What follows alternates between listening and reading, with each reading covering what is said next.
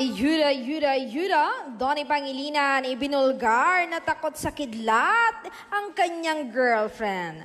Ayon sa aktor, minsan kasi naabutan ako ng ulan sa bahay nila.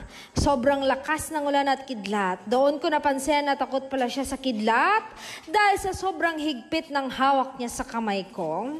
Tapos bigla siyang sumigaw sa takot at napayakap sa akin. Dagdag pa ng aktor, hindi ko alam kung paano magre-react dahil nasa bahay nila ako. Hindi ko alam kung i-enjoyin ko ba yung moment na iyon dahil sa mga matang nakatingin sa amin na kinikilig rin gaya ko.